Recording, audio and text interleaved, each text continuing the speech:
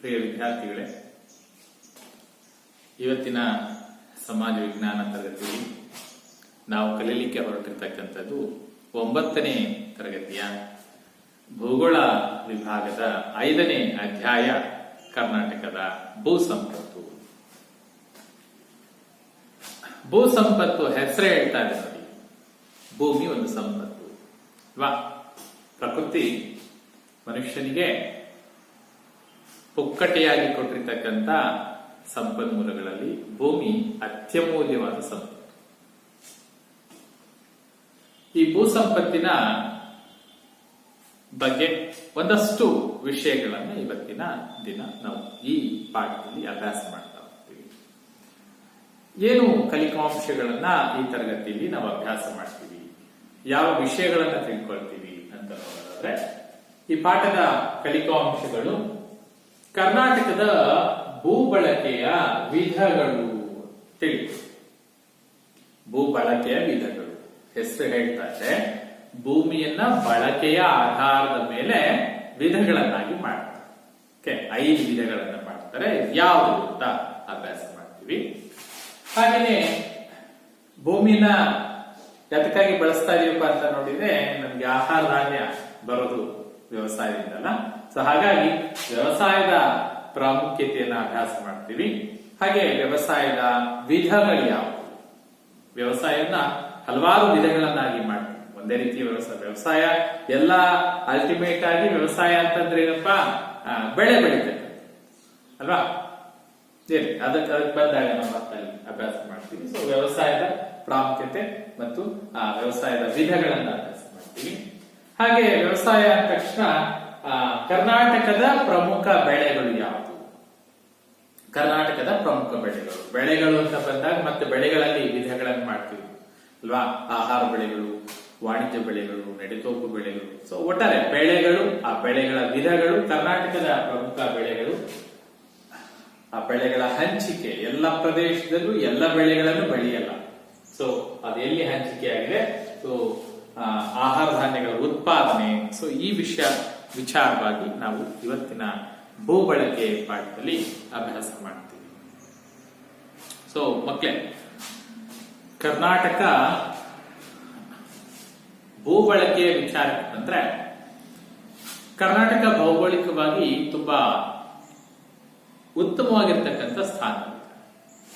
ಭೌಗೋಳಿಕವಾಗಿ ಉತ್ತಮ ಸ್ಥಾನದಲ್ಲಿದೆ ಅಂದ್ರೆ ಅಪಾರವಾಗಿರ್ತಕ್ಕಂಥ ಸಂಪನ್ಮೂಲಗಳು ನಮಗೆ ಭೂಮಿಯಲ್ಲಿ ಲಭ್ಯತೆ ಇದೆ.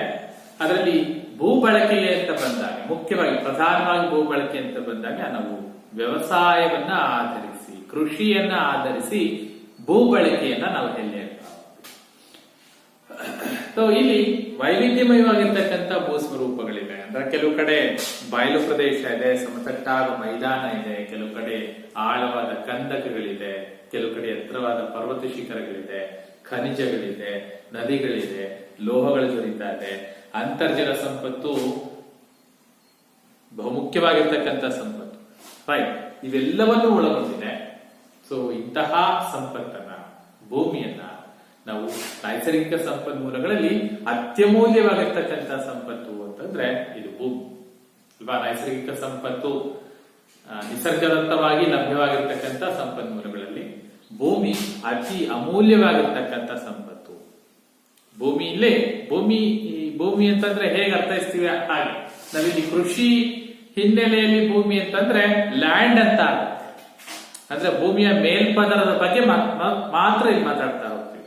ಭೂ ಬಳಕೆಯ ವಿಧಾನಗಳು, ಕೃಷಿ ಅಂತ ಬಂದಾಗ ಭೂಮಿಯ ಮೇಲ್ಪದ. ಆದ್ರೆ ಭೂಮಿ, ಅದೇ ನಾವು ಸೈನ್ಸ್ ಅಲ್ಲಿ ಭೂಮಿ ಅಂತ ಓದ್ತೀವಿ ಅಂತಂದ್ರೆ ಅಲ್ಲಿ ಬರೀ ಮೇಲ್ಪದ ಅಲ್ಲ, ಭೂಮಿಯ ರಚನೆಯ ಬಗ್ಗೆ ಅಭ್ಯಾಸ ಮಾಡ್ತಾ ಹೋಗ್ತೀವಿ.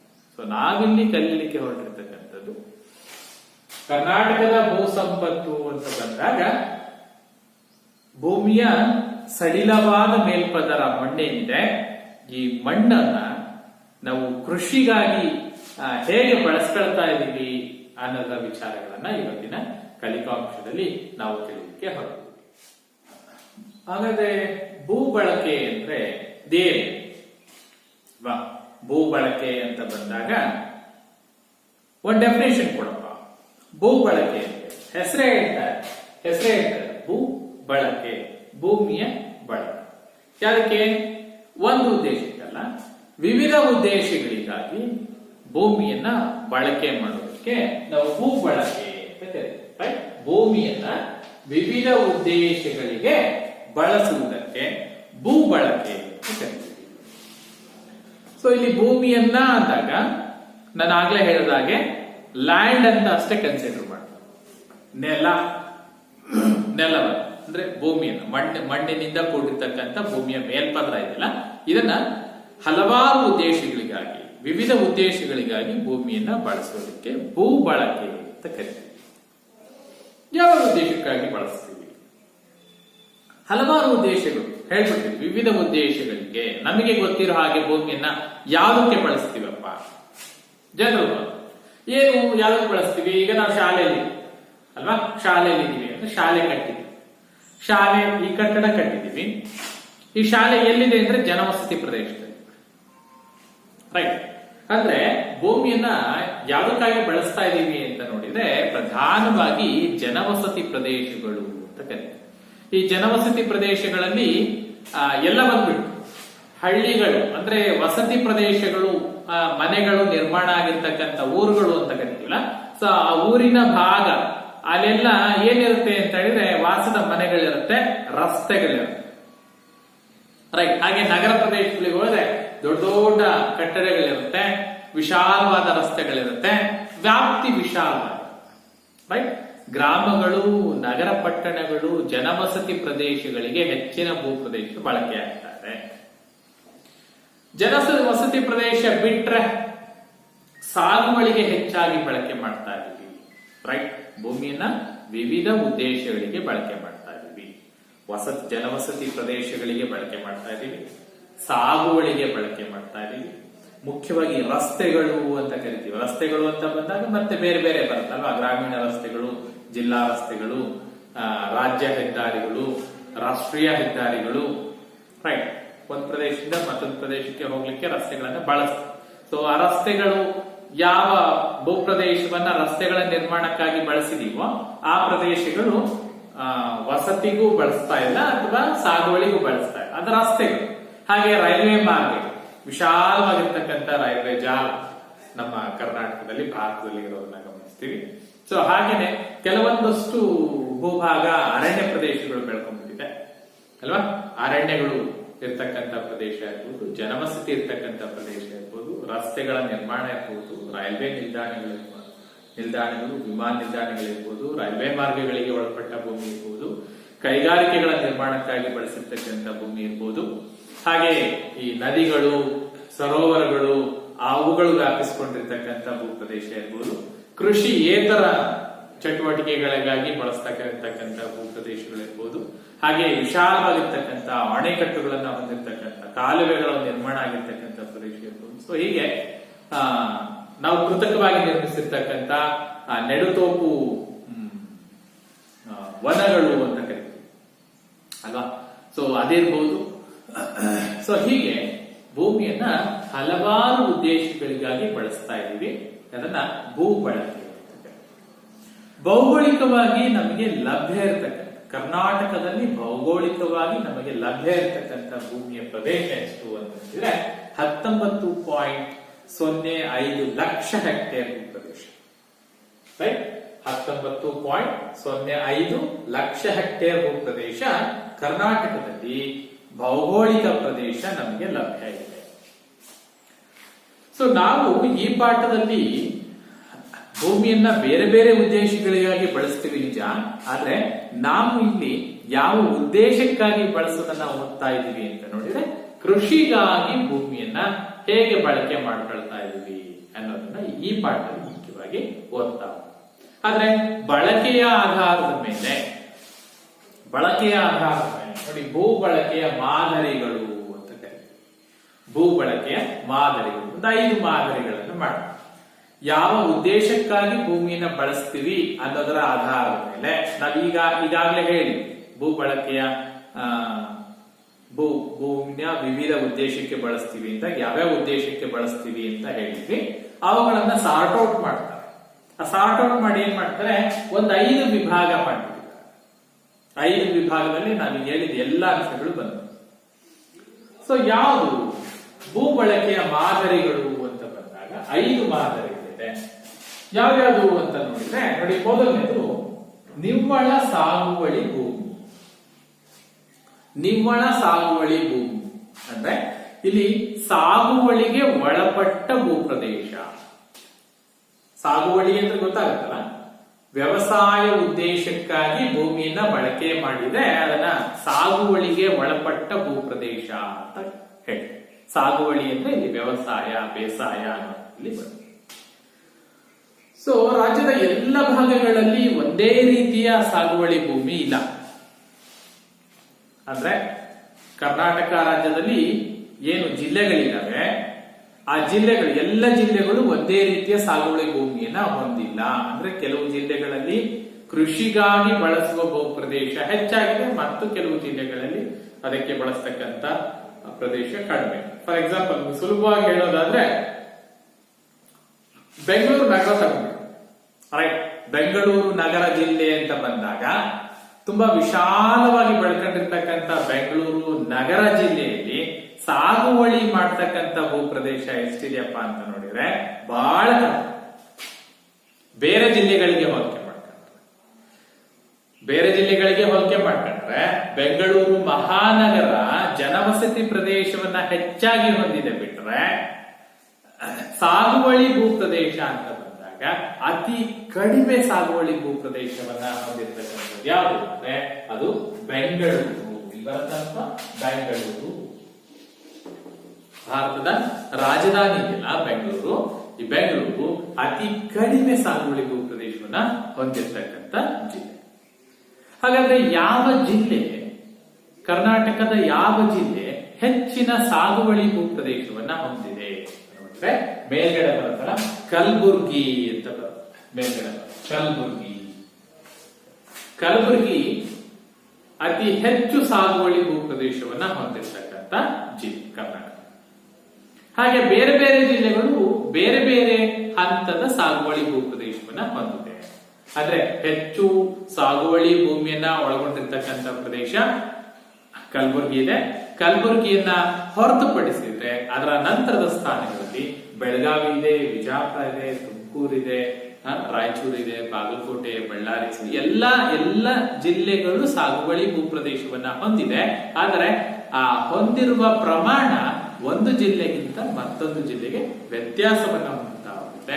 ಸೊ ನಾವು ಮುಖ್ಯವಾಗಿ ನೆನಪಿಡ್ಬೇಕಾಗಿರೋದು ಯಾವುದು ಅಂದ್ರೆ ಅತಿ ಹೆಚ್ಚು ಸಾಗುವಳಿ ಭೂಪ್ರದೇಶವನ್ನ ಹೊಂದಿರುವ ಜಿಲ್ಲೆ ಯಾವುದು, ಅತಿ ಕಡಿಮೆ ಸಾಗುವಳಿ ಭೂಪ್ರದೇಶ ಹೊಂದಿರುವ ಜಿಲ್ಲೆ ಯಾವುದು ನೆನಪಿರುತ್ತಲ್ಲ. ಯಾವುದು ಅತಿ ಹೆಚ್ಚು ಸಾಗುವಳಿ ಭೂಪ್ರದೇಶ ಹೊಂದಿರೋದು ಕಲಬುರಗಿ, ಅತಿ ಕಡಿಮೆ ಸಾಗುವಳಿ ಭೂಪ್ರದೇಶವನ್ನು ಹೊಂದಿರತಕ್ಕಂಥ ಜಿಲ್ಲೆ ಬೆಂಗಳೂರು ನಗರ ಅಂತಕ್ಕಂಥದ್ದನ್ನ ನಾವು ಗಮನಿಸಬೇಕು. ಸೊ ಇದು ಸಾಗುವಳಿಗೆ ಒಳಪಟ್ಟ ಭೂಪ್ರದೇಶ, ಅದನ್ನ ನಿವ್ವಳ ಸಾಗುವಳಿ ಭೂಮಿ, ವ್ಯವಸಾಯ ಉದ್ದೇಶಕ್ಕಾಗಿ ಬಳಸ್ತಕ್ಕಂಥ ಭೂಪ್ರದೇಶವನ್ನು ನಾವು ಸಾಗುವಳಿ ಭೂಮಿ ಅಂತ ಕರೀತೀವಿ. ಇನ್ನು ಎರಡನೇದು ಅರಣ್ಯ ಪ್ರದೇಶ. ಬಳಕೆಯ ಆಧಾರದ ಮೇಲೆ ನಾವು ಈ 5 ವಿಭಾಗ ಮಾಡ್ತೀವಿ ಭೂಮಿಯನ್ನ. ಬಳಕೆಯ ಮಾದರಿಗಳು ಯಾವ್ದಾವುದಕ್ಕೆ ಬಳಸ್ತಾ ಇದ್ದೀವಿ, ಒಂದು ಸಾಗುವಳಿಗೆ ಬಳಸ್ತಕ್ಕಂಥ ಭೂಪ್ರದೇಶ ಅಂತ ಹೇಳಿ. ಎರಡನೇದು ಅರಣ್ಯ ಪ್ರದೇಶ. ನಾನು ಆಮೇಲೆ ತೋರಿಸ್ತೀನಿ ಸಾಗುವಳಿಗೆ ಒಳಪಟ್ಟಿರ್ತಕ್ಕಂಥ ಭೂಪ್ರದೇಶ ಯಾವ್ಯಾವ ಪ್ರದೇಶಗಳು ಎಷ್ಟೆಷ್ಟು ಪ್ರಮಾಣದ ವ್ಯಾಪ್ತಿಯನ್ನ ಒಳಗೊಂಡಿದೆ ಅಂತ. ಅತಿ ಹೆಚ್ಚು ಭೂಪ್ರದೇಶ ಸಾಗುವಳಿಗೆ ಒಳಪಟ್ಟಿರ್ತಕ್ಕಂಥ ಭೂಪ್ರದೇಶದಲ್ಲಿ ಬರ್ತಕ್ಕಂಥದ್ದು ಗಮನಿಸ್ತೀವಿ. ಶೇಕಡ 58.18 ಅಂತ ಬರುತ್ತೆ. ಅದನ್ನ ಚಿತ್ರ. ಸೊ ನೆಕ್ಸ್ಟ್ ಎರಡನೇ ಭೂಬಳಕೆಯ ಮಾದರಿಗೆ ಬಂದ್ಬಿಟ್ರೆ ಅರಣ್ಯ ಪ್ರದೇಶ ಅಂತ ಕರೀತೀವಿ. ಅಂದ್ರೆ ಸಾಗುವಳಿ ಭೂಪ್ರದೇಶವನ್ನ ಬಿಟ್ರೆ ನೆಕ್ಸ್ಟ್ ಅತಿ ಹೆಚ್ಚು ಭೂಪ್ರದೇಶವನ್ನ ಅರಣ್ಯ ಪ್ರದೇಶಗಳು ವ್ಯಾಪಿಸಿಕೊಂಡಿರ್ತಕ್ಕಂಥದ್ದನ್ನ ಗುರುತಿಸ್ತೀವಿ. ಅರಣ್ಯ ಪ್ರದೇಶಗಳು ಎಷ್ಟಿದೆ, ಶೇಕಡ 14.5 ಎಲ್ಲಿ ಯಾವ ಜಿಲ್ಲೆ ಹೆಚ್ಚು ಅರಣ್ಯ ಪ್ರದೇಶವನ್ನ ಹೊಂದಿದೆ ಗಮನಿಸಿ ನೋಡೋಣ. ಹೇಳಲಿಕ್ಕಾಗತ್ತಾ ನೋಡೋಣ. ಕರ್ನಾಟಕದ ಯಾವ ಜಿಲ್ಲೆ ಅತಿ ಹೆಚ್ಚಿನ ಅರಣ್ಯ ಪ್ರದೇಶವನ್ನ ಹೊಂದಿದೆ? ನೆನ್ಪು ಮಾಡ್ಕೊಳ್ಳಿ. ನಾವು ಹಿಂದೆ ಹೇಳಿದ್ವಿ. ಸೊ ಈ ಭಾಗಗಳೇನಿದೆ, ಇಲ್ಲಿ 3 ಜಿಲ್ಲೆಗಳು ಬರ್ತಾ ಇದೆ. ಕರಾವಳಿ ಜಿಲ್ಲೆಗಳು ಅಂತ ಕರಿತೀವಿ. ಕರಾವಳಿ ಜಿಲ್ಲೆ ಪಕ್ಕದಲ್ಲಿ ಮಲೆನಾಡು ಬೆಲ್ಟ್ ಇದೆ ಅಲ್ಲ, ಮಲೆನಾಡು ಪ್ರದೇಶಗಳು ಅಂತ ಬರುತ್ತೆ. ಸೊ ಇಲ್ಲೇ ತಾನೆ ಸಹ್ಯಾದ್ರಿ ಬೆಟ್ಟಗಳು ಬರ್ತಕ್ಕಂಥದ್ದು, ಪಶ್ಚಿಮ ಘಟ್ಟಗಳು ಬರ್ತಕ್ಕಂಥದ್ದು ಅಲ್ವಾ. ಪಶ್ಚಿಮ ಘಟ್ಟಗಳಲ್ಲಿ ಹೆಚ್ಚಿನ ಮಳೆ ಬೀಳೋದ್ರಿಂದ ದಟ್ಟವಾಗಿರ್ತಕ್ಕಂಥ ಅರಣ್ಯ ಪ್ರದೇಶಗಳಿವೆ. ಸೊ ಹಾಗಾಗಿ ಕರ್ನಾಟಕದ ಅತಿ ಹೆಚ್ಚು ಅರಣ್ಯವನ್ನ ಹೊಂದಿರತಕ್ಕಂತ ಜಿಲ್ಲೆ ಉತ್ತರ ಕನ್ನಡ ಜಿಲ್ಲೆ. ಈ ಕಡೆ ಬರ್ತಲ್ಲ, ಇದು ಉತ್ತರ ಕನ್ನಡ ಜಿಲ್ಲೆ. ಉತ್ತರ ಕನ್ನಡ ಜಿಲ್ಲೆ ಕಾರವಾರ ಅಂತ ಹೇಳಿ. ಸೊ ಉತ್ತರ ಕನ್ನಡ ಜಿಲ್ಲೆ ಅತಿ ಹೆಚ್ಚು ಅರಣ್ಯ ಪ್ರದೇಶಗಳನ್ನ ಹೊಂದಿರತಕ್ಕಂತ ಜಿಲ್ಲೆ ಆಗಿದೆ. ಅದನ್ನ ಬಿಟ್ರೆ ಇನ್ನು ಉಳಿದಿರ್ತಕ್ಕಂತ ಈ ಮಲೆನಾಡು ಪ್ರದೇಶ ಬರುತ್ತೆ ನೋಡಿ, ಯಾವುದು ಶಿವಮೊಗ್ಗ ಇರ್ಬೋದು, ಅಥವಾ ಚಾಮರಾಜನಗರ ಇರ್ಬೋದು, ಮೈಸೂರು ಇರ್ಬೋದು, ಕೊಡಗು, ಬೆಳಗಾವಿ, ದಕ್ಷಿಣ ಕನ್ನಡ, ಉಡುಪಿ, ಇಲ್ಲೇನ್ ಬರುತ್ತೆ, ಇಲ್ಲಿ ಉತ್ತರ ಕನ್ನಡ ಬರುತ್ತೆ, ಇಲ್ಲಿ ಉಡುಪಿ ಬರುತ್ತೆ, ಇಲ್ಲಿ ದಕ್ಷಿಣ ಕನ್ನಡ ಬರುತ್ತೆ. ಈ ಕಡೆ ಬಂದ್ರೆ ಬೆಳಗಾವಿ ಬರುತ್ತೆ, ಶಿವಮೊಗ್ಗ, ಚಿಕ್ಕಮಗಳೂರು, ಕೊಡಗು, ಚಾಮರಾಜನಗರ, ಮೈಸೂರು, ಇವೇ ಪ್ರದೇಶಗಳು ಬರುತ್ತಲ್ಲ. ಸೊ ಮಲೆನಾಡು ಪ್ರದೇಶಗಳು ಒಟ್ಟಾರೆ ಹೆಚ್ಚಿನ ಅರಣ್ಯ ಪ್ರದೇಶಗಳನ್ನ ಹೊಂದಿರತಕ್ಕಂತ ಜಿಲ್ಲೆಗಳಾಗುತ್ತೆ. ಅತಿ ಹೆಚ್ಚು ಅರಣ್ಯ ಪ್ರದೇಶ ಇರೋದು ಉತ್ತರ ಕನ್ನಡ. ಇಲ್ಲಿ ಬರ್ಬೇಡ, ಅರಣ್ಯ ಪ್ರದೇಶ ಅತಿ ಹೆಚ್ಚು ಅರಣ್ಯ ಪ್ರದೇಶ ಹೊಂದಿರೋದು ಉತ್ತರ ಕನ್ನಡ. ಹಾಗೆ ಅತಿ ಹೆಚ್ಚು ಸಾಗುವಳಿ ಭೂಮಿನ ಹೊಂದಿರತಕ್ಕಂಥದ್ದು ಯಾವುದು? ಕಲಬುರಗಿ. ರೈಟ್, ಕಲಬುರಗಿ ಅತಿ ಹೆಚ್ಚು ಸಾಗುವಳಿ ಭೂ ಪ್ರದೇಶ. ಬೆಂಗಳೂರು ನಗರ ಎರಡು ಮಾಡ್ತಾರಲ್ವಾ, ಬೆಂಗಳೂರು ಮಾಡ್ತಾರೆ, ಬೆಂಗಳೂರು ನಗರ ಮತ್ತು ಬೆಂಗಳೂರು ಗ್ರಾಮಾಂತರ ಅಂತ. ಬೆಂಗಳೂರು ನಗರ ಅತಿ ಹೆಚ್ಚಿನ ಅತಿ ಕಡಿಮೆ ಸಾಗುವಳಿ ಭೂ ಪ್ರದೇಶ ಹೊಂದಿದೆ. ಇನ್ನು ಅರಣ್ಯ ಪ್ರದೇಶಕ್ಕೆ ಬಂದ್ರೆ ಅತಿ ಹೆಚ್ಚು ಅರಣ್ಯ ಪ್ರದೇಶ ಹೊಂದಿರತಕ್ಕಂಥದ್ದು ಉತ್ತರ ಕನ್ನಡ. ಇನ್ನು ಅತಿ ಕಡಿಮೆ ಅರಣ್ಯ ಪ್ರದೇಶ ಹೊಂದಿರೋದು ಬಂದ್ಬಿಟ್ಟು ಅಲ್ಲೇ ಮೇಲ್ಗಡೆ ಉತ್ತರ ಕನ್ನಡ ಬರ್ತಕ್ಕಂಥ ಬಿಜಾಪುರ. ಉತ್ತರ ಕರ್ನಾಟಕದ ಜಿಲ್ಲೆ ಬಿಜಾಪುರ ಏನ್ ಬರುತ್ತೆ ಮೇಲ್ಗಡೆ. ಸೊ ಈ ಬಿಜಾಪುರ ಅತಿ ಕಡಿಮೆ ಅರಣ್ಯ ಪ್ರದೇಶವನ್ನ ಹೊಂದಿರತಕ್ಕಂಥ ಜಿಲ್ಲೆ ಆಗುತ್ತೆ. ಸೊ ಪ್ರತಿಯೊಂದು ಜಿಲ್ಲೆಯೂ ಅರಣ್ಯ ಪ್ರದೇಶಗಳನ್ನ ಹೊಂದಿದೆ ಅಲ್ವಾ. ಪ್ರತಿಯೊಂದು ಜಿಲ್ಲೆಯಲ್ಲೂ ಕೂಡ ಅರಣ್ಯ ಇಲಾಖೆ ಇದೆ. ಅರಣ್ಯ ಇಲಾಖೆಯವರು ಅರಣ್ಯಗಳನ್ನ ಸಂರಕ್ಷಣೆ ಕೆಲಸ ಮಾಡ್ತಾ ಇದ್ದಾರೆ.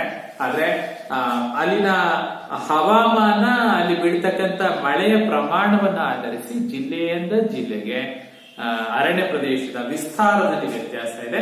ಆ ವ್ಯತ್ಯಾಸವನ್ನ ನಾವು ಅಂಕಿಅಂಶಗಳಲ್ಲಿ ಗಣನೆಗೆ ತೆಗೆದುಕೊಂಡಾಗ ಉತ್ತರ ಕನ್ನಡದಲ್ಲಿ ಅತಿ ಹೆಚ್ಚು ಅರಣ್ಯ ಪ್ರದೇಶ ಇರೋದನ್ನ ಗುರುತಿಸ್ತೀವಿ.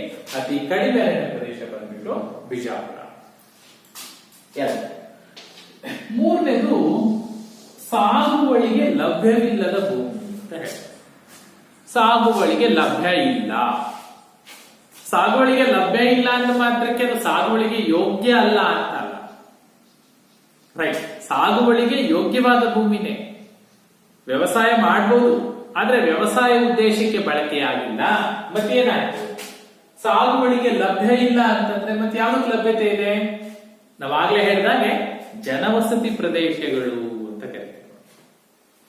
ಸಾಗುವಳಿಗೆ ಲಭ್ಯ ಇಲ್ಲ, ಬದಲಾಗಿ ಇನ್ನಿತರ ಹಲವಾರು ಉದ್ದೇಶಗಳಿಗೆ ಲಭ್ಯತೆ ಇದೆ. ಯಾವುದು? ಆಗ್ಲೇ ಹೇಳಿದ್ವಿ ನಾವು, ಜನವಸತಿ ಪ್ರದೇಶಗಳು. ನಾವು ಕಟ್ಟಡಗಳನ್ನ ನಿರ್ಮಾಣ ಮಾಡ್ಕೊಂಡಿದೀವಿ, ಶಾಲಾ ಕಾಲೇಜುಗಳನ್ನ ನಿರ್ಮಾಣ ಮಾಡ್ಕೊಂಡಿದೀವಿ, ಆಸ್ಪತ್ರೆಗಳನ್ನ ಕಟ್ಕೊಂಡಿದೀವಿ, ದಟ್ಟವಾಗಿ ನಗರ ಪ್ರದೇಶಗಳು ಬೆಳವಣಿಗೆ ಆಗಿದೆ, ರಸ್ತೆಗಳನ್ನ ನಿರ್ಮಾಣ ಮಾಡಿದೀವಿ, ರೈಲ್ವೆ ನಿಲ್ದಾಣಗಳು, ರೈಲ್ವೆ ಹಳಿಗಳನ್ನ ಹಾಕೊಂಡಿದ್ದೀವಿ, ವಿಮಾನ ನಿಲ್ದಾಣಗಳನ್ನು ಮಾಡ್ಕೊಂಡಿದ್ದೀವಿ, ಕಾಲುವೆಗಳನ್ನ ಮಾಡ್ಕೊಂಡಿದ್ದೀವಿ, ಅಣೆಕಟ್ಟುಗಳನ್ನ ಕಟ್ಕೊಂಡಿದ್ದೀವಿ ಅಲ್ವಾ. ಸೊ ಮನರಂಜನಾ ಕಾರ್ಯಕ್ಕೆ ಬಳಸ್ಕೊಳ್ತಾ ಇದ್ದೀವಿ, ಕೈಗಾರಿಕೆಗಳನ್ನ ಮಾಡ್ಕೊಂಡಿದ್ದೀವಿ, ನೀರಾವರಿ ಯೋಜನೆಗಾಗಿ ಬಳಸ್ತಾ ಇದ್ದೀವಿ. ಹೇಗಿದೆ ಅಲ್ಲ. ಸೊ ಮಾನವನ ಹಲವಾರು ಉದ್ದೇಶಗಳಿಗಾಗಿ ಭೂಮಿ ಕೃಷಿಯೇತರ, ಕೃಷಿಯನ್ನ ಬಿಟ್ಟು, ಸಾಗುವಳಿ ಭೂಮಿ ಬಿಟ್ಟು, ಅರಣ್ಯ ಪ್ರದೇಶವನ್ನ ಬಿಟ್ಟು ಉಳಿದಿರ್ತಕ್ಕಂಥ ಒಂದಷ್ಟು ಭೂಪ್ರದೇಶವನ್ನ ನಾವು ಮನುಷ್ಯನ ಇನ್ನಿತರ ಚಟುವಟಿಕೆಗಳಿಗಾಗಿ ಬಳಸ್ಕೊಳ್ತಾ ಇದೀವಿ. ಆ ಪ್ರದೇಶವನ್ನ ನಾವು ಸಾಗುವಳಿಗೆ ಲಭ್ಯವಿಲ್ಲದ ಭೂಪ್ರದೇಶ ಅಂತ ಕರೀತೀವಿ. ಸಾಗುವಳಿಗೆ ಲಭ್ಯವಿಲ್ಲದ ಭೂಪ್ರದೇಶ ಎಷ್ಟಿದೆ ಈ ಪ್ರದೇಶ ಅಂತ ಹೇಳಿದ್ರೆ 10.2%. 10.2% ಭೂಪ್ರದೇಶವನ್ನು ಸಾಗುವಳಿಗೆ ಲಭ್ಯವಿಲ್ಲದ ಭೂಮಿ ಅಂತ. ಸೊ ಸಾಗುವಳಿಗೆ ಲಭ್ಯವಿಲ್ಲದ ಭೂಮಿಯಲ್ಲಿ ಯಾವ್ದು ಫಸ್ಟ್ ಪ್ಲೇಸ್ ಇದೆ, ಯಾವ್ದು ಲಾಸ್ಟ್ ಪ್ಲೇಸ್ ಇದೆ, ಎಲ್ಲದರಲ್ಲೂ ಹೇಳಲಿಕ್ಕಾಗಲ್ಲ, ಇರೋದ್ರಲ್ಲಿ ಹೇಳಿ. ಸೊ ನಾವೀಗಾಗಲೇ ಅಂದಾಜು ಮಾಡಬಹುದು ಅಲ್ವಾ. ಇಲ್ಲಿ ಸಾಗುವಳಿಗೆ ಲಭ್ಯವಿರುವ ಭೂಮಿ ಎಂದಾಗ ಫಸ್ಟ್ ಯಾವ್ದು ಹೇಳಿದ್ವಪ್ಪ, ಕಲಬುರಗಿ ಹೇಳಿದ್ವಿ. ಸಾಗುವಳಿಗೆ ಲಭ್ಯವಿಲ್ಲದ ಭೂಮಿಯಲ್ಲಿ ಅತಿ ಕಡಿಮೆ ಸಾಗುವಳಿ ಭೂಪ್ರದೇಶವನ್ನ ಹೊಂದಿರತಕ್ಕಂಥದ್ದು ಬೆಂಗಳೂರು ನಗರ ಅಂತ ಹೇಳಿದ್ವಿ. ಯಾಕೆ ಹೇಳಿದ್ವಿ ಅಂತ ಹೇಳಿದ್ರೆ ಅಲ್ಲಿ ಹೆಚ್ಚು ಏನಾಗಿದೆ, ಜನವಸತಿ ಪ್ರದೇಶ ಇದೆ, ಹಾಗಾಗಿ ಸಾಗುವಳಿಗೆ ಹೆಚ್ಚಿನ ಭೂಮಿ ಲಭ್ಯ ಇಲ್ಲ. ಸೊ ಇದಕ್ಕೆ ಫಸ್ಟ್ ಪ್ಲೇಸಿಗೆ ಹೇಳ್ಬೋದು ಅಂತ ಅನ್ಕೊಳ್ಳಿ. ಸಾಗುವಳಿಗೆ ಲಭ್ಯವಿಲ್ಲದ ಭೂಮಿ, ಸೊ ಜನವಸತಿ ಕಟ್ಟಡಗಳು, ರಸ್ತೆಗಳು, ಕೈಗಾರಿಕೆಗಳು, ಸೊ ಇವುಗಳಿಗೆ ಬಂದಾಗ ನೋಡಿ ಇಲ್ಲಿ ಫಸ್ಟ್ ಪ್ಲೇಸ್ ಅಂದ್ರೆ ಸಾಗುವಳಿಗೆ ಲಭ್ಯವಿಲ್ಲದ ಭೂಪ್ರದೇಶದಲ್ಲಿ ಫಸ್ಟ್ ಪ್ಲೇಸ್ ಅಲ್ಲಿ ಬೆಂಗಳೂರು ನಗರ. ಬೆಂಗಳೂರು ನಗರ ಸಾಗುವಳಿಗೆ ಲಭ್ಯವಿಲ್ಲದ ಭೂಪ್ರದೇಶದಲ್ಲಿ ಫಸ್ಟ್ ಪ್ಲೇಸ್. ಇನ್ನು ಲಾಸ್ಟ್ ಪ್ಲೇಸ್ ಅಲ್ಲಿ ಯಾವ್ದಿದೆ ಸಾಗುವಳಿಗೆ ಲಭ್ಯವಿಲ್ಲದ ಭೂಪ್ರದೇಶ ಅಂದ್ರೆ ಜನವಸತಿ ಪ್ರದೇಶಕ್ಕೆ ಕಡಿಮೆ ಬಳಕೆ ಆಗಿರ್ತಕ್ಕಂಥ ಭೂಪ್ರದೇಶ ಯಾವುದು ಅಂತಂದ್ರೆ ಬೀದರ್ ಅಂತ ಹೇಳಿ. ಬೀದರ್ ಸಾಗುವಳಿಗೆ ಲಭ್ಯವಿಲ್ಲದ ಭೂಪ್ರದೇಶಗಳಲ್ಲಿ ಪ್ರಥಮ ಸ್ಥಾನದಲ್ಲಿರ್ತಕ್ಕಂಥದ್ದು ಬೆಂಗಳೂರು ನಗರ. ಸಾಗುವಳಿಗೆ ಲಭ್ಯವಿಲ್ಲದ ಭೂಪ್ರದೇಶದಲ್ಲಿ ಅತಿ ಕಡಿಮೆ ಸಾಗುವಳಿಗೆ ಲಭ್ಯವಿಲ್ಲದ ಭೂಮಿಯನ್ನ ಹೊಂದಿರತಕ್ಕಂಥದ್ದು ಬೀದರ್. ಸೊ ಇದಿಷ್ಟು ಮೂರಾಯ್ತು. ಇನ್ನು ನಾಲ್ಕನೇದು ಬಂದ್ಬಿಟ್ಟು ಸಾಗುವಳಿ ಮಾಡದ ಇತರ ಭೂಮಿ. ಸಾಗುವಳಿ ಮಾಡದ ಇತರ ಭೂಮಿ ನೋಡಿ ಹೇಗಿದೆ. ಸಾಗುವಳಿಗೆ ಲಭ್ಯವಿಲ್ಲದ ಭೂಮಿ ಅಂದ್ರೆ ಜನವಸತಿ ಪ್ರದೇಶ, ಹಲವಾರು ಅಭಿವೃದ್ಧಿ ಕಾರ್ಯಗಳಿಗೆ ಬಳಸ್ಕೊಂಡಿರ್ತಕ್ಕಂಥ ಪ್ರದೇಶ. ಸಾಗುವಳಿ ಮಾಡಿಲ್ಲ, ಅರಣ್ಯ ಬೆಳೆದಿಲ್ಲ ಅಂದ್ರೂ ಕೂಡ ಮಾನವನ ಬಳಕೆಗೆ ಎಲ್ಲೋ ಒಂದ್ ಕಡೆ ಅದು ಬಳಕೆ ಆಗಲ್ಪಟ್ಟು, ಅದು ವಸತಿ ಇರಬಹುದು, ಅಭಿವೃದ್ಧಿ ಕಾರ್ಯಗಳು ಇರಬಹುದು, ಅದಕ್ಕೆ ಬಳಕೆಯಾಗಿದೆ. ಇಲ್ಲಿ ನೋಡಿ ಇದು ಹೇಗಿದೆ, ಸಾಗುವಳಿ ಮಾಡದ ಭೂಮಿ, ಸಾಗುವಳಿ ಮಾಡದ ಇತರೆ ಭೂಮಿ ಅಂದ್ರೆ ಸಾಗುವಳಿಗೆ ಲಭ್ಯತೆ ಇದೆ, ಲಭ್ಯವಿದೆ, ಆದ್ರೆ ಅಲ್ಲಿ ಸಾಗುವಳಿ ಮಾಡ್ತಾ ಇಲ್ಲ. ಯಾಕೆ ಮಾಡ್ತಾ ಇಲ್ಲ ನೋಡಿ, ಕೆಲವೊಂದು ಪ್ರದೇಶಗಳನ್ನ ಈ ಗೋಮಾಳಗಳು ಅಂತ ಬಿಟ್ಟಿರ್ತಾರೆ. ಗೋಮಾಳಗಳು. ಸೊ ಹಿಂದೆ ಸರ್ಕಾರಿ ಭೂಮಿ, ಆ ಸರ್ಕಾರಿ ಭೂಮಿ ಅದೇನಕ್ಕೆ ಬಿಟ್ಟಿದ್ರು ಅಂದ್ರೆ ದನಕರುಗಳನ್ನ ಮೇಯಿಸ್ಲಿಕ್ಕೆ ಪ್ರತಿಯೊಂದು ಗ್ರಾಮ ಪ್ರದೇಶಗಳಲ್ಲೂ ಕೂಡ ಒಂದಷ್ಟು ಸರ್ಕಾರಿ ಭೂಮಿನ ಗೋಮಾಳ ಅಂತ ಬಿಟ್ಟಿರ್ತಿದ್ರು. ಸೊ ಆ ಪ್ರದೇಶಗಳಲ್ಲಿ ಏನಾಗಿದೆ ಅಂತ ಹೇಳಿದ್ರೆ ಈ ಕಡೆ ಜನವಸತಿನೂ ಇಲ್ಲ, ಈ ಕಡೆ ಅರಣ್ಯಗಳು ಬೆಳೆದಿಲ್ಲ, ಅಥವಾ ಈ ಕಡೆ ಅಭಿವೃದ್ಧಿ ಕಾರ್ಯಕ್ಕೂ ಬಳಕೆ ಆಗಿಲ್ಲ, ಕೃಷಿನೂ ಮಾಡ್ತಾರೆ. ಮತ್ತೇನಾಗಿದೆ ಇಲ್ಲಿ ಖಾಲಿ ಇದೆ. ಅವನ್ನ ನಾವು ಗೋಮಾಳಗಳು ಅಂತ ಕರಿತೀವಿ, ಖಾಯಂ ಗೋಮಾಳಗಳು ಅಥವಾ ವೃಕ್ಷತೋಪುಗಳು ಅಂತ ಕರಿತೀವಿ. ವೃಕ್ಷತೋಪುಗಳು, ಗೋಮಾಳಗಳು ನಿಮ್ಮ ಊರುಗಳಲ್ಲೂ ಕೂಡ ಕೆಲವು ಕಡೆ ಇರುತ್ತೆ, ಗೋಮಾಳ ಅಂತ ಕರಿತೀವಿ. ಗೋಮಾಳ ಭೂಮಿ ಅಂತಂದ್ರೆ ಅಲ್ಲಿ ಏನು ಇರಲ್ಲ ಅಂತ ಹೇಳಿದ್ರೆ ಒಂದಷ್ಟು ಮರಗಿಡಗಳು ಬೆಳ್ಕೊಂಡಿರುತ್ತೆ ತಾವಾಗಿ ಬೆಳೆದಿದ್ರೆ, ಇಲ್ಲ ಪಂಚಾಯತಿ ವ್ಯಾಪ್ತಿಯಲ್ಲಿ ಅಥವಾ ಅರಣ್ಯ ಪ್ರದೇಶದವರು ಆ ಪ್ರದೇಶಗಳಲ್ಲಿ ಗಿಡಗಳನ್ನ ಹಾಕಿದ್ರೆ ಮರಗಳು ಬೆಳೆದಿರುತ್ತೆ, ಇಲ್ಲ ಹುಲ್ಲು ಬೆಳೆದಿರುತ್ತೆ. ಸೊ ಇವುಗಳನ್ನ ನಾವು ಸಾಗುವಳಿ ಮಾಡದ ಇತರೆ ಭೂಮಿ ಅಂತ ಕರಿತೀವಿ. ಸೊ ಭೂ ಬಳಕೆಯ ಮಾದರಿಗಳಲ್ಲಿ 4ನೇ ಪ್ರಕಾರ ಸಾಗುವಳಿ ಮಾಡದ ಇತರೆ ಭೂಮಿ. ಸೊ ಈ ತರದ 4ನೇ ವಿಧವನ್ನ ನಾವು ನೋಡ್ತೀವಿ. ಸಾಗುವಳಿ ಮಾಡದ ಭೂಪ್ರದೇಶಗಳು ಎಲ್ಲ ಜಿಲ್ಲೆಗಳಲ್ಲೂ ಇದೆ. ಇದೇ ಫಸ್ಟ್ ಇದೇ ಲಾಸ್ಟ್ ಅಂತ ಹೇಳಿಕ್ ಬರಲ್ಲ. ಸೊ ಎಲ್ಲ ಜಿಲ್ಲೆಗಳಲ್ಲೂ ಹೆಚ್ಚಾಗಿದೆ. ಅತಿ ಕಡಿಮೆ ಸಾಗುವಳಿ ಭೂಪ್ರದೇಶವನ್ನ ಸಾಗುವಳಿ ಮಾಡದ ಇತರೆ ಭೂಮಿ ಅಂತ ಹೇಳಿದ್ರೆ ಬಾಗಲಕೋಟೆ, ಗದಗ, ಧಾರವಾಡ, ಸೊ ಈ ಜಿಲ್ಲೆಗಳನ್ನ ಪ್ರಮುಖವಾಗಿ ಹೆಸರಿಸಿ. ಇನ್ನು ಲಾಸ್ಟ್ ಒನ್ ಇದೆ ನೋಡಿ, ಬೀಳು ಬಿದ್ದ ಭೂಮಿ. ಬೀಳು ಬಿಡೋದು ಅಂದ್ರೆ ಗೊತ್ತಿದೆ ನಮಗೆ. ಯಾವುದು ಬೀಳು ಬಿದ್ದ ಭೂಮಿ ಅಂದ್ರೆ ಸಾಗುವಳಿಗೆ ಒಳಪಡದ, ಜನವಸತಿ ಇಲ್ಲದೆ ಇರತಕ್ಕಂತ, ಗೋಮಾಳಗಳು ಅರಣ್ಯ ಪ್ರದೇಶಗಳನ್ನ ಹೊರತುಪಡಿಸಿರ್ತಕ್ಕಂಥ ಪ್ರದೇಶವನ್ನ ಬೀಳು ಬಿದ್ದ ಭೂಮಿ ಅಂತ ಕರೀತೀವಿ. ಬೀಳು ಭೂಮಿ. ಸೊ ಬೀಳು ಭೂಮಿ ಅಂತಂದ್ರೆ ಫಸ್ಟ್ ಕಾನ್ಸೆಪ್ಟ್ ಬರೋದೇನಪ್ಪಾ ಅಂದ್ರೆ ಯಾಕೆ ಬೀಳ್ಬಿಟ್ಟಿದ್ದಾರೆ ಅಂದ್ರೆ ಫಲವತ್ತತೆ ಇಲ್ಲ ಅನ್ನೋ ಕಾರಣಕ್ಕೆ ಬೀಳ್ಬಿಟ್ಟಿದ್ದಾರೆ. ಹಲವಾರು ಕಾರಣ ಇದೆ. ಈಗ ಮಳೆ ಕಡಿಮೆ ಬೀಳ್ತಾ ಇರ್ತಕ್ಕಂಥ ಪ್ರದೇಶ ಇತ್ತು. ಮಳೆನೇ ಇಲ್ಲ ಅಂದ್ರೆ ಆ ಪ್ರದೇಶವನ್ನ ಸಾಗುವಳಿ ಮಾಡ್ಲಿಕ್ಕೆ ಬರಲ್ಲ ಅಲ್ವಾ. ಸೊ ಬೆಳೆ ಬೆಳಿಬೇಕು ಅಂತಂದ್ರೆ ಮಳೆ ಅವಶ್ಯಕವಾಗಿ ಬೇಕು. ಅಥವಾ ಕಲ್ಲು ಭೂಮಿ ಇರುತ್ತೆ, ತುಂಬಾ ಕಲ್ಲಿನಿಂದ ಕೂಡಿರ್ತಕ್ಕಂಥ ಪ್ರದೇಶ, ಸಾಗುವಳಿ ಮಾಡ್ಲಿಕ್ಕೆ ಆಗಲ್ಲ. ಸೊ ಆ ತರದ ಪ್ರದೇಶವನ್ನು ಬೆಳಿಬಿಟ್ಟು. ಅಥವಾ ಜೌಗಾಗಿರುತ್ತೆ ಪ್ರದೇಶ. ಜೌಗಾಗಿರುತ್ತೆ ಅಂದ್ರೆ ನೀರಿನ ತೇವಾಂಶ ಸದಾಕಾಲ ಹೆಚ್ಚಾಗ್ಬಿಟ್ಟು ಆ ಭೂಮಿ ಫಲವತ್ತತೆಯನ್ನು ಸಂಪೂರ್ಣವಾಗಿ ಕಳ್ಕೊಂಡ್ಬಿಡ್ತದೆ. ಜೌಗಿರುತ್ತೆ, ಆ ಜೌಗ್ನಲ್ಲಿ ಏನು ಬೆಳೆಯಲ್ಲ. ಸೊ ಆ ತರದ ಭೂಮಿಯನ್ನ ಬೆಳಿಬೇಕು. ಅಥವಾ ಕಾರಣಾಂತರಗಳಿಂದ ಆ ಪ್ರದೇಶವನ್ನ ಉಳುಮೆ ಮಾಡಲಿಕ್ಕೆ ಯೋಗ್ಯವಿದ್ರೂ ಕೂಡ 2-3 ವರ್ಷಗಳ ಕಾಲ ಉಳುಮೆ ಮಾಡದೆ ಹಾಗೆ ಖಾಲಿ ಬಿಟ್ಟು. ಸೊ ಅಂತಹ ಪ್ರದೇಶವನ್ನ, ಅಂತಹ ಭೂಮಿನ ಬೀಳು ಬಿದ್ದ ಭೂಮಿ ಅಂತ ಕರೀತೀವಿ. ಬೀಳು ಭೂಮಿ. ಸೊ ಬೀಳು ಭೂಮಿ ಅನಿಸ್ಕೊಳ್ಬೇಕು ಅಂದ್ರೆ ಕನಿಷ್ಠ 2 ಅಥವಾ 3 ವರ್ಷಗಳ ಅವಧಿಯವರೆಗೆ ಸಾಗುವಳಿಗೆ ಒಳಪಡದ ಭೂಮಿಯನ್ನ ನಾವು ಬೀಳು ಬಿದ್ದ ಭೂಮಿ ಅಂತ ಕರೀತೀವಿ. ಅತಿ ಹೆಚ್ಚು ಬೀಳು ಬಿದ್ದ ಭೂಮಿ ಎಲ್ಲಿದೆ ಅಂತ ನೋಡಿದ್ರೆ ಸಗಣಿಯಿಂದ ಎಲ್ಲಿ ಹೋಗ್ತೀವಿ? ಕಲಬುರಗಿ ಹೋಗ್ತೀವಿ. ಕಲಬುರಗಿ ನೋಡಿ, ಅತಿ ಹೆಚ್ಚು ಸಾಗುವಳಿ ಭೂಮಿನ ಹೊಂದಿರೋ ಜಿಲ್ಲೆನೂ ಕಲಬುರಗಿ. ಅತಿ ಹೆಚ್ಚು ಬೀಳು ಬಿದ್ದ ಭೂಮಿಯು ಕೂಡ ಕಲಬುರಗಿ. ಸೊ ಹಲವಾರು ಕಾರಣಗಳಿಗಾಗಿ ಈ ಭೂಮಿಯನ್ನ ಬೀಳು ಬಿಡ್ತಾ ಹೋಗ್ತೀವಿ. ಎಲ್ಲ ಜಿಲ್ಲೆಗಳಲ್ಲೂ ಇರುತ್ತೆ ಅಲ್ವಾ. ಎಲ್ಲ ಜಿಲ್ಲೆಗಳಲ್ಲೂ ಎಲ್ಲ ಪ್ರಕಾರದ ಭೂ ಬಳಕೆಯೂ ಇದೆ. ಸೊ ಇಲ್ಲಿ 5 ಭೂ ಬಳಕೆಯ ಮಾದರಿಗಳನ್ನ ಹೇಳಿಬಪ್ಪ. ಸಾಗುವಳಿ, ನಿವ್ವಳ ಸಾಗುವಳಿ ಭೂಮಿ, ಅರಣ್ಯ ಪ್ರದೇಶ, ಸಾಗುವಳಿಗೆ ಲಭ್ಯವಿಲ್ಲದ ಭೂಮಿ, ಸಾಗುವಳಿ ಮಾಡದ ಇತರೆ ಭೂಮಿ, ಬೀಳು ಬಿದ್ದ ಭೂಮಿ. ಸೊ ಈ 5 ಪ್ರಕಾರದ ಭೂ ಬಳಕೆಯ ಮಾದರಿಗಳು ಎಲ್ಲ ಜಿಲ್ಲೆಗಳಲ್ಲೂ ಕಂಡುಬರುತ್ತೆ. ಸೊ ಇದುವರೆಗೂ ನಾವು ಏನನ್ನ ಕಲ್ತಿದೀವಿ, ಏನ್ ತಿಳ್ಕೊಂಡಿದೀವಿ ಅಂತಂದ್ರೆ, ಒಂದೇದು ಭೂ ಬಳಕೆ ಅಂದ್ರೆ ಏನು, ಕರ್ನಾಟಕದಲ್ಲಿ ಭೂ ಬಳಕೆ ಎಷ್ಟು ಲಭ್ಯತೆ ಎಷ್ಟಿದೆ?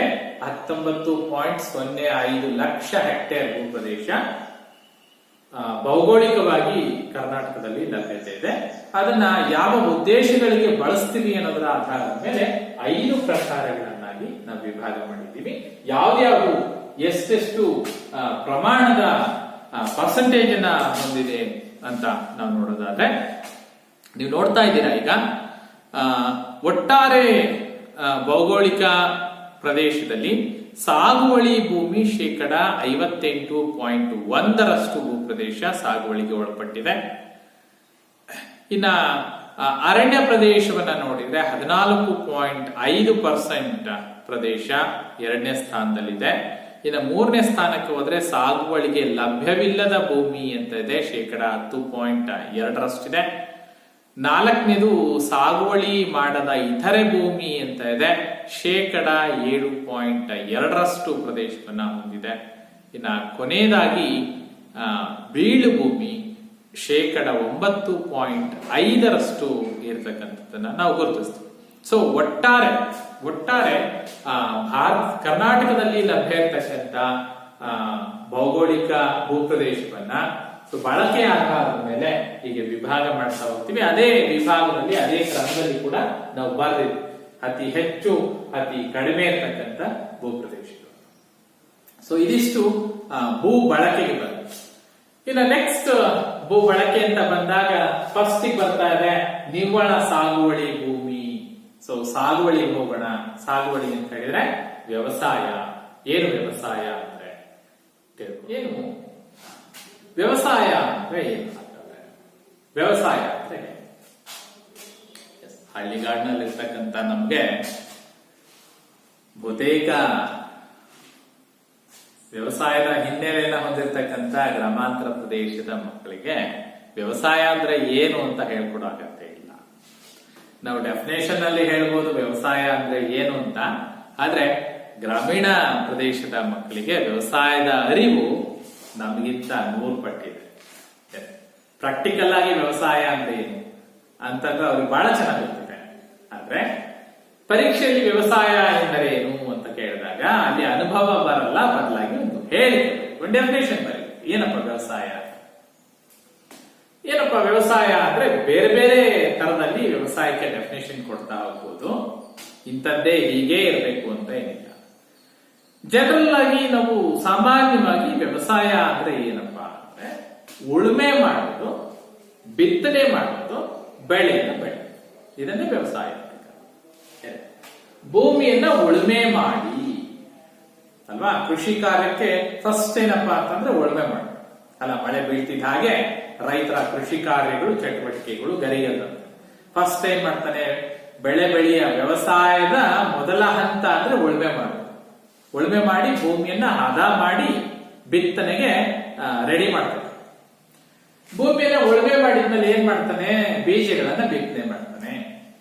ಬೀಜಗಳನ್ನ ಬಿತ್ತಿ ಏನ್ ಮಾಡ್ತಾನೆ, ಕಾಲ ಕಾಲಕ್ಕೆ ನೀರ್ ಹಾಯಿಸ್ತಾನೆ, ಗೊಬ್ಬರ ಹಾಕ್ತಾನೆ, ಕಳೆ ತೆಗಿತಾನೆ, ಅದನ್ನ ಆರೈಕೆ ಮಾಡ್ತಾನೆ, ಫಸಲನ್ನ ಆರೈಕೆ ಮಾಡ್ತಾನೆ.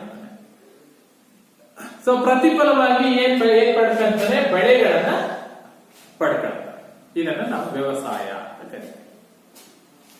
ಸೊ ವ್ಯವಸಾಯ ಎಂದರೆ ಏನು ಅಂದಾಗ ಸರಳವಾಗಿ ಶಾರ್ಟ್ ಆಗಿ ಭೂಮಿಯನ್ನ ಉಳುಮೆ ಮಾಡಿ ಬೆಳೆಗಳನ್ನ ಬೆಳೆಯುವುದಕ್ಕೆ ವ್ಯವಸಾಯ ಅಂತ ಕರಿತೀವಿ. ವ್ಯವಸಾಯ ಅಂದ್ರೆ ಕೇವಲ ಭೂಮಿ ಉಳುಮೆ ಮಾಡಿ ಬೆಳೆ ಬೆಳೆಯೋದು ಮಾತ್ರ ವ್ಯವಸಾಯನ? ಪಶುಪಾಲನೆ ವ್ಯವಸಾಯದ ವ್ಯಾಪ್ತಿಗೆ ಬರಲ್ವಾ? ಕೋಳಿ ಸಾಕಾಣಿಕೆ, ಕುರಿ ಸಾಕಾಣಿಕೆ, ಜೇನು ಸಾಕಾಣಿಕೆ, ಮೀನುಗಾರಿಕೆ, ರೇಷ್ಮೆ ಬೇಸಾಯ ಇವ್ಯಾವು ಆಗದೆ ಕೃಷಿ ಅಲ್ವಾ? ಹೌದು, ಇವೆಲ್ಲವೂ ಕೃಷಿಯ ವ್ಯಾಪ್ತಿಗೆ ಬರುತ್ತವೆ, ವ್ಯವಸಾಯದ ವಲಯಕ್ಕೆ ಸೇರಿರ್ತಕ್ಕಂಥದ್ದು. ಇವೆಲ್ಲವೂ ವ್ಯವಸಾಯದ ಭಾಗಗಳು. ಅದರಲ್ಲೂ ಪ್ರಚಲಿತ ದಿನಗಳಲ್ಲಿ ವ್ಯವಸಾಯದ ವ್ಯಾಪ್ತಿ ಹೆಚ್ಚಾಗಿದೆ. ಒಂದು ಹೊಸ ಕಾನ್ಸೆಪ್ಟ್ ಶುರುವಾಗಿದೆ. ಏನದು? ಮಿಶ್ರ ಬೇಸಾಯ ಅಂತ ಕರೀತೀವಿ. ಅಂದ್ರೆ ಬೆಳೆ ಬೆಳೆಯೋದ್ರ ಜೊತೆಗೆ ಇತರೆ ಉಪಕಸಬುಗಳನ್ನ ಮೈಗೂಡಿಸ್ಕೊಳ್ತಕ್ಕಂಥದ್ದು. ಒಂದು ಮೂಲದಿಂದ ಮಾತ್ರ ಆದಾಯ ಅಲ್ಲ, ಹಲವಾರು ಮೂಲಗಳಿಂದ ಆದಾಯವನ್ನು ಪಡೆದು ಜೀವನವನ್ನು ಉತ್ತಮಗೊಳಿಸ್ಕೊಳ್ತಕ್ಕಂಥದ್ದು ಅದರ ಹಿನ್ನೆಲೆ ಆಗಿದೆ. ಸೊ ಅಂದ್ರೆ ಇಲ್ಲಿ ವ್ಯವಸಾಯ ಅನ್ಬೇಕಾದ್ರೆ ಭೂಮಿಯನ್ನ ಉಳುಮೆ ಮಾಡಿ ಅದರಿಂದ ಬೆಳೆಯನ್ನ ಪಡೆಯೋದ್ರ ಜೊತೆಗೆ ಪಶುಪಾಲನೆ ಇರ್ಬೋದು, ಜೇನು ಸಾಕಾಣಿಕೆ, ಕುರಿ ಸಾಕಾಣಿಕೆ, ಕೋಳಿ ಸಾಕಾಣಿಕೆ, ಹಂದಿ ಸಾಕಾಣಿಕೆ, ರೇಷ್ಮೆ ಬೇಸಾಯ, ಸೊ ಇವೆಲ್ಲವೂ ಕೂಡ ಕೃಷಿಯ ವ್ಯಾಪ್ತಿಗೆ ಒಳಪಟ್ಟಿರ್ತಕ್ಕಂಥದ್ದನ್ನ ನಾವು ಗುರುತಿಸ್ತೀವಿ. ಹಾಗಾದ್ರೆ ಕರ್ನಾಟಕದಲ್ಲಿ ಎಷ್ಟು ಭಾಗ ಜನರು ವ್ಯವಸಾಯವನ್ನ ಉದ್ಯೋಗವನ್ನಾಗಿ ಹೊಂದಿದ್ದಾರೆ ಅಂತ ನೋಡಿದ್ರೆ 61.4% ಗಮನಿಸಬೇಕು. 61% ಭಾಗ ಜನರು ಕೃಷಿಯನ್ನ ಅವಲಂಬಿಸಿದ್ದಾರೆ ಅಂದ್ರೆ ಕೃಷಿಯ ಪ್ರಾಮುಖ್ಯತೆ ಏನು ಅಂತ ನಮ್ಗೆ ಗೊತ್ತಾಗುತ್ತೆ. ಹಲವಾರು ರೀತಿಯ ಉದ್ಯೋಗಗಳನ್ನು ಮಾಡ್ತಾರೆ ಜನರು ಅಲ್ವಾ. ಪ್ರಚಲಿತ ಸಮಾಜದಲ್ಲಿ ನೀನು ಏನ್ ಕೆಲಸ ಮಾಡ್ತೀಯಪ್ಪ ಅಂತ ಹೇಳಿದ್ರೆ ಒಬ್ಬೊಬ್ಬ ವ್ಯಕ್ತಿ ಒಂದೊಂದು ಕೆಲಸಗಳನ್ನ ಮಾಡ್ತಾ ಇದ್ದಾನಲ್ವಾ. ವೃತ್ತಿಗಳಲ್ಲಿ ಹಲವಾರು ಪ್ರಕಾರಗಳನ್ನ ನಾವು ಗುರುತಿಸ್ತೀವಿ. ಆದ್ರೆ ಇವತ್ತಿಗೂ ಕೂಡ ಕರ್ನಾಟಕದ 61.4% ಗ್ರಾಮೀಣ ಜನರು ಗ್ರಾಮೀಣ ಭಾಗಗಳಲ್ಲಿ ಕೃಷಿಯನ್ನ ಪ್ರಮುಖ ವೃತ್ತಿಯನ್ನಾಗಿ ಮಾಡಿಕೊಂಡಿರ್ತಕ್ಕಂಥದ್ದು. ಅವರು ತಮ್ಮ ಜೀವನೋಪಾಯಕ್ಕಾಗಿ ಕೃಷಿಯನ್ನೇ ಅವಲಂಬಿಸಿರ್ತಕ್ಕಂಥದ್ದನ್ನ ನಾವು ಗಮನಿಸ್ತೀವಿ. 61.4% ಇದು ಗ್ರಾಮೀಣ ಪ್ರದೇಶಗಳಲ್ಲಿ, ಕರ್ನಾಟಕದ ಗ್ರಾಮೀಣ ಪ್ರದೇಶದ 61.4% ಜನ ಇವತ್ತಿಗೂ ತಮ್ಮ ಜೀವನೋಪಾಯಕ್ಕಾಗಿ ಕೃಷಿಯನ್ನೇ ಮುಖ್ಯ ವೃತ್ತಿಯನ್ನಾಗಿ ಆಧರಿಸಿದ್ದಾರೆ, ಮಾಡ್ತಾ ಇದ್ದಾರೆ. ನೆಕ್ಸ್ಟ್ ಬಂದ್ಬಿಟ್ಟು ಬಹಳ ಮುಖ್ಯವಾಗಿರ್ತಕ್ಕಂಥ ಪ್ರಶ್ನೆ, ಪರೀಕ್ಷಾ ದೃಷ್ಟಿಯಿಂದನೂ ಕೂಡ ವ್ಯವಸಾಯದ ಪ್ರಾಮುಖ್ಯತೆಯನ್ನ ತಿಳಿಸಿ ಅಂತ ಕೇಳ್ತೀವಿ. ವ್ಯವಸಾಯದ ಪ್ರಾಮುಖ್ಯತೆ ಅಂತ ಬಂದಾಗ ನೀವು ಪಟ್ಟಿ ಮಾಡಬೇಕು. ಯಾವ ಕಾರಣಗಳಿಗಾಗಿ ಕರ್ನಾಟಕದಲ್ಲಿ ಅಥವಾ ಭಾರತದಲ್ಲಿ ಕೃಷಿ ಪ್ರಾಮುಖ್ಯತೆಯನ್ನು ಪಡ್ಕೊಂಡಿದೆ? ಉದ್ಯೋಗ ಅಂತ ಬಂದ 3 ವಲಯಗಳನ್ನ ಗುರುತಿಸ್ತೀವಿ ನಾವು ಆರ್ಥಿಕ ಚಟುವಟಿಕೆಗಳಲ್ಲಿ. ಅಲ್ವಾ. ಕೃಷಿ, ಕೈಗಾರಿಕೆ ಮತ್ತು ಸೇವಾ ವಲಯ ಅಂತ ಹೇಳ್ತೀವಿ. ಅದರಲ್ಲಿ ಮೊದಲನೇದು ಬರ್ತಕ್ಕಂಥದ್ದು ಕೃಷಿ, ವ್ಯವಸಾಯ. ವ್ಯವಸಾಯದ ಪ್ರಾಮುಖ್ಯತೆ ಏನು ಅಂತ ನಾವು ನೋಡೋದಾದ್ರೆ ಒಂದೊಂದೇ ಅಂಶಗಳನ್ನ ನೋಡ್ತಾ ಹೋಗ್ತೀವಿ. ಪುರಾತನವಾದ ವೃತ್ತಿ. ವ್ಯವಸಾಯ ಪ್ರಾಮುಖ್ಯತೆಯನ್ನು ಪಡ್ಕೊಂಡಿದೆ. ಕಾರಣ ಏನು ಅಂದ್ರೆ ವೃತ್ತಿಗಳಲ್ಲೇ ಅತ್ಯಂತ ಪುರಾತನವಾಗಿರ್ತಕ್ಕಂಥ ವೃತ್ತಿ ಯಾವುದು ಅಂತಂದ್ರೆ ಅದು ವ್ಯವಸಾಯ ಅಲ್ವಾ. ಮನುಷ್ಯ ನಾಗರಿಕತೆಯ ಹಂತದಲ್ಲಿ ಮೊದಲು ಕಲಿತಿದ್ದೆ ಕೃಷಿಯಲ್ಲಿ.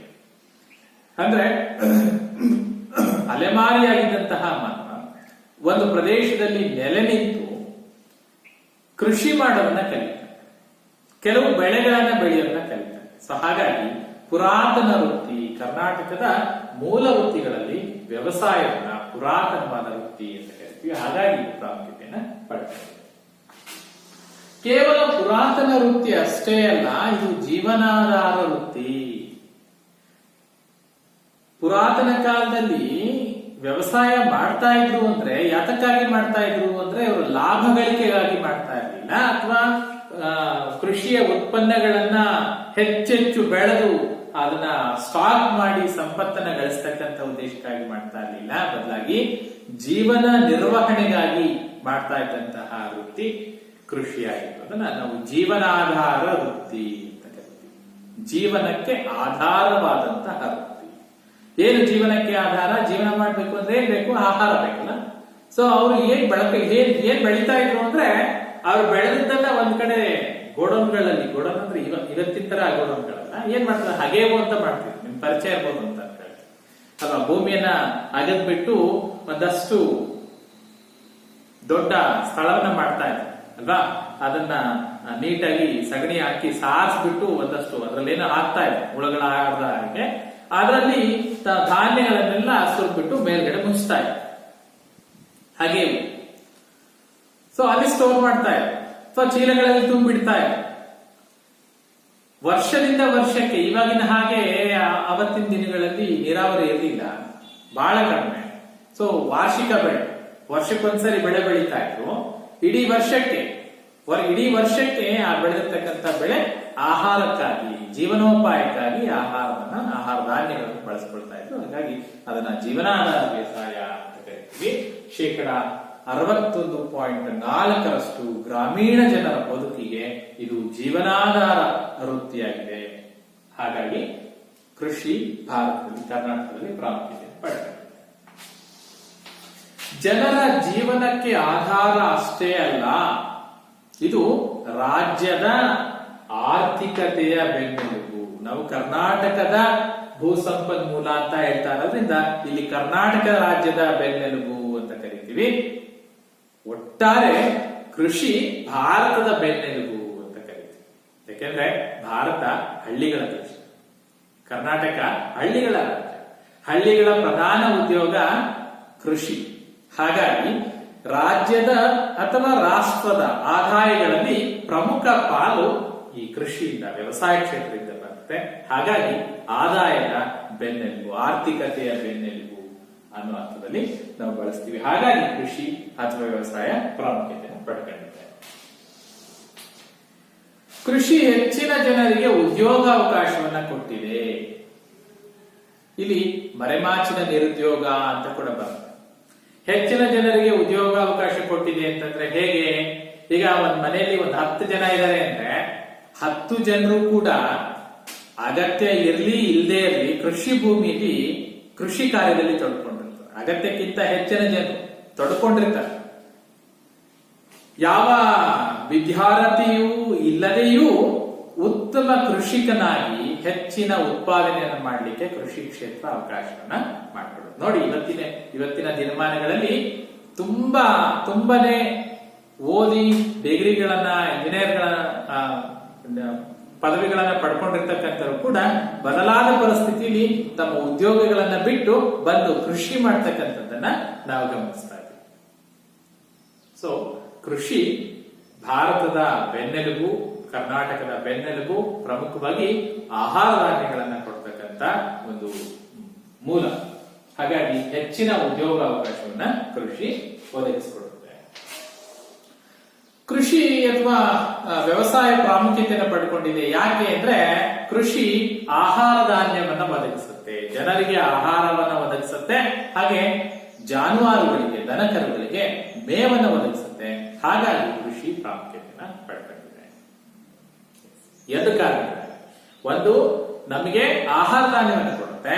ಆ ಆಹಾರ ಧಾನ್ಯದ ಹುಲ್ಲಿರುತ್ತಲ್ಲ, ಸಪ್ಪೆ ಇರುತ್ತಲ್ಲ, ನೋಡಿ ಭತ್ತ ಕಟ್ ಮಾಡಿದ್ರೆ, ಭತ್ತದ ಕೊಯ್ಲು ಮಾಡಿದ್ರೆ ಭತ್ತವನ್ನ ನಾವು ತಗೊಂಡ್ರೆ ಅದರಿಂದ ಅಕ್ಕಿ ಮಾಡ್ಕೊಂಡ್ರೆ ನಮಗೆ ಆಹಾರ ಧಾನ್ಯ ಆಗುತ್ತೆ. ಆದ್ರೆ ಆ ಭತ್ತದ ಹುಲ್ಲಿರುತ್ತಲ್ಲ, ಅದು ಜಾನುವಾರಿಗೆ ಬೇಕಾಗುತ್ತೆ ಅಲ್ವಾ. ಭತ್ತ ಇರಲಿ, ರಾಗಿ ಇರಲಿ, ಜೋಳ ಇರಲಿ, ಅಲ್ಲೇನಾಗುತ್ತೆ, ಸಪ್ಪೆ ಬರುತ್ತೆ ಅಲ್ವಾ. ಅದನ್ನ ಜಾನುವಾರುಗಳಿಗೆ ಮೇವನ್ನಾಗಿ ಬಳಸ್ಕೊಳ್ತಕ್ಕಂಥದ್ದನ್ನ ನಾವು ಗಮನಿಸ್ತೀವಿ. ಸೊ ಕೃಷಿ ಜನರಿಗೆ ಆಹಾರವನ್ನು ಒದಗಿಸುತ್ತೆ, ದನಕರುಗಳಿಗೆ ಮೇವನ್ನು ಒದಗಿಸುತ್ತೆ. ಹಾಗಾಗಿ ಕೃಷಿ ಪ್ರಾಮುಖ್ಯತೆಯನ್ನು ಪಡ್ಕೊಂಡಿದೆ. ಕೈಗಾರಿಕೆಗಳಿಗೆ ಕಚ್ಚಾ ವಸ್ತುವನ್ನು ಒದಗಿಸುತ್ತದೆ. ನೋಡಿ, ವ್ಯವಸಾಯದ ಪ್ರಾಮುಖ್ಯತೆ ಅಂತ ಬಂದಾಗ ಬಹಳ ಮುಖ್ಯವಾಗಿ ಹೇಳ್ತೀವಿ ನಾವು. ಕೈಗಾರಿಕೆಗೆ ಕಚ್ಚಾ ವಸ್ತುವನ್ನು ಒದಗಿಸುತ್ತೆ. ನೋಡಿ, ಒಂದು ಕ್ಷೇತ್ರ ಮತ್ತೊಂದು ಕ್ಷೇತ್ರಕ್ಕೆ ಹೇಗೆ ಪೂರಕವಾಗಿದೆ ಅಂತ ಹೇಳ್ಬೋದು. ಕೃಷಿ ಮತ್ತು ಕೈಗಾರಿಕೆ ಎರಡು ಕ್ಷೇತ್ರಗಳು ಒಂದಕ್ಕೊಂದು ಪೂರಕವಾಗಿದೆ ಅಂತ ಹೇಳ್ತೀವಿ. ಏನು ಕೃಷಿ ಹೇಗೆ ಕೈಗಾರಿಕೆ ಕಚ್ಚಾ ವಸ್ತು ಒದಗಿಸುತ್ತೆ ನೋಡಿ. ಕೈಗಾರಿಕೆಗಳಲ್ಲಿ ಎರಡು ಪ್ರಕಾರ ಮಾಡ್ತೀವಿ. ಏನು, ಖನಿಜಾಧಾರಿತ ಕೈಗಾರಿಕೆಗಳು, ಕೃಷಿ ಆಧಾರಿತ ಕೈಗಾರಿಕೆಗಳು. ಕೃಷಿ ಆಧಾರಿತ ಕೈಗಾರಿಕೆಗಳಿಗೆ ಕಚ್ಚಾ ವಸ್ತು ಒದಗಿಸುತ್ತೆ. ಫಾರ್ ಎಕ್ಸಾಂಪಲ್, ಉದಾಹರಣೆ ಹೇಳೋದಾದ್ರೆ, ಈಗ ಹತ್ತಿ ಬಟ್ಟೆ ಕೈಗಾರಿಕೆ ಅಲ್ವಾ. ಹತ್ತಿ ಬಟ್ಟೆ ಕೈಗಾರಿಕೆ, ಹತ್ತಿ ದಾರ ಇರ್ಬೋದು, ಹತ್ತಿ ಬಟ್ಟೆ ತಯಾರು ಮಾಡ್ತಕ್ಕಂಥದ್ದು, ಬಹಳಷ್ಟು ಹತ್ತಿಯ ಉತ್ಪನ್ನಗಳನ್ನ ಇವತ್ತು ನಾವು ಮಾರುಕಟ್ಟೆಯಲ್ಲಿ ನೋಡ್ತೀವಿ.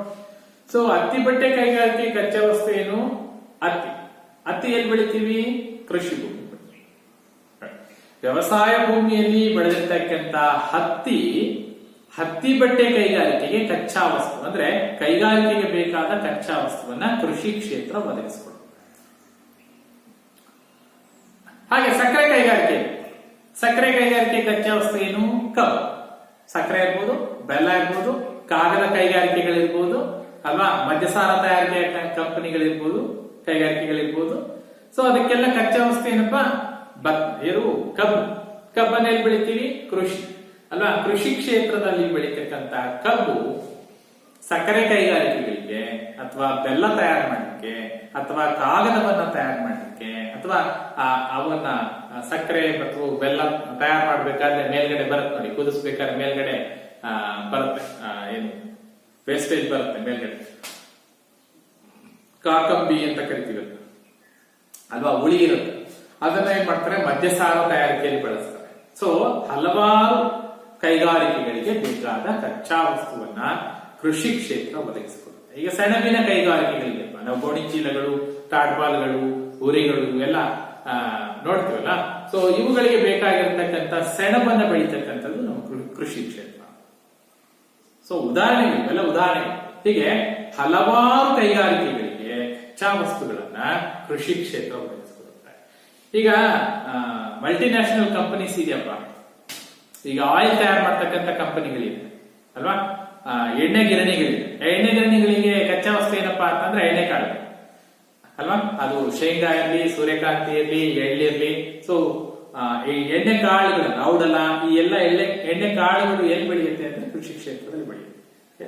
ಕೃಷಿ ಕೈಗಾರಿಕೆಗೆ ಬೇಕಾದಂತಹ ಕಚ್ಚಾ ವಸ್ತುಗಳನ್ನ ಒದಗಿಸಿಕೊಡುತ್ತೆ. ಹಾಗಾಗಿ ಕೃಷಿ ಪ್ರಾಮುಖ್ಯತೆಯನ್ನು ಪಡ್ತದೆ. ಕೈಗಾರಿಕೆಗಳಿಗೆ ಮಾರುಕಟ್ಟೆಯನ್ನು ಒದಗಿಸಿದೆ. ಕೈಗಾರಿಕೆ ಉತ್ಪನ್ನಗಳಿಗೆ ಮಾರುಕಟ್ಟೆ ಕೃಷಿ ಕ್ಷೇತ್ರ. ಫಾರ್ ಎಕ್ಸಾಂಪಲ್, ಈಗ ಟ್ರ್ಯಾಕ್ಟರ್ ಅಂತಕ್ಕಂಥದ್ದು ಇದೆಯಪ್ಪ ಅಲ್ವಾ. ಟ್ರ್ಯಾಕ್ಟರ್ಗಳು ಈಗ ಅನೇಕ ಕೃಷಿ ಉಪಕರಣಗಳನ್ನ ಉತ್ಪಾದನೆ ಮಾಡುತ್ತೆ ಕೈಗಾರಿಕೆಗಳಲ್ಲಿ ಕೃಷಿಗೆ ಬೇಕಾಗಿರ್ತಕ್ಕಂಥ ಉತ್ಪನ್ನಗಳನ್ನ ಉತ್ಪಾದನೆ ಮಾಡುತ್ತೆ ಅಂದ್ರೆ ಅದನ್ನ ಕೊಂಡ್ಕೊಳ್ತಕ್ಕಂಥವ್ರು ಯಾರು ಅಂತ ನೋಡಿದ್ರೆ ರೈತ ಅಲ್ವಾ. ಆಫೀಸ್ಗಳಲ್ಲಿ ಕೆಲಸ ಮಾಡ್ತಾ ಇರ್ತಕ್ಕಂಥ ಉದ್ಯೋಗಿಗಳು ಟಿಲ್ಲರ್ಗಳನ್ನ, ಟ್ರಾಕ್ಟರ್ಗಳನ್ನ, ಕೊಯ್ಲು ಮಾಡ್ತಕ್ಕಂಥ ಯಂತ್ರಗಳನ್ನ, ಅಡಿಕೆ ಸುಲಿತಕ್ಕಂಥ ಯಂತ್ರಗಳನ್ನ ನಾವು ತಗೊಳ್ತೀವ? ಯಾರು ಅವ್ರಿಗೆ ಮಾರುಕಟ್ಟೆ? ಯಾರು? ಕೃಷಿ ರೈತ ಅಲ್ಲ. ರೈತರು ಕೈಗಾರಿಕೆಗಳಿಗೆ ಮಾರುಕಟ್ಟೆಯನ್ನ ಒದಗಿಸುತ್ತೆ. ಈಗ ರಸಗೊಬ್ಬರ ಕೈಗಾರಿಕೆಗಳಿದೆಯಪ್ಪ ಅಲ್ವಾ, ಕೀಟನಾಶಕಗಳ ಕೈಗಾರಿಕೆ ಇದೆಯಪ್ಪ. ಸೊ ಇವೆಲ್ಲ ಬಿತ್ತನೆ ಬೀಜಗಳು, ರಸಗೊಬ್ಬರಗಳು, ಕೀಟನಾಶಕಗಳು ಇವುಗಳನ್ನೆಲ್ಲ ಕೈಗಾರಿಕೆಗಳಲ್ಲಿ ಉತ್ಪಾದನೆ ಮಾಡ್ತೀವಲ್ಲ ನಾವು, ಆ ಉತ್ಪಾದನೆ ಮಾಡ್ತಕ್ಕಂತ ಆ ಉತ್ಪನ್ನಗಳಿಗೆ ಮಾರುಕಟ್ಟೆ ಯಾವುದು ಅಂತ ನೋಡಿದ್ರೆ ಕೃಷಿ ಕ್ಷೇತ್ರ. ಸೊ ಕೈಗಾರಿಕೆಗಳಲ್ಲಿ ಉತ್ಪಾದನೆಯಾದ ಉತ್ಪನ್ನಗಳಿಗೆ ಕೃಷಿ ಕ್ಷೇತ್ರ ಅಂದ್ರೆ ವ್ಯವಸಾಯ ಮಾರುಕಟ್ಟೆಯನ್ನು ಒದಗಿಸುವುದರಿಂದ ವ್ಯವಸಾಯ ಪ್ರಾಮುಖ್ಯತೆಯನ್ನು ಪಡೆದುಕೊಳ್ಳುತ್ತೆ. ಆದಾಯದ ಮೂಲ ಇದೆ. ಆದಾಯದ ಮೂಲ.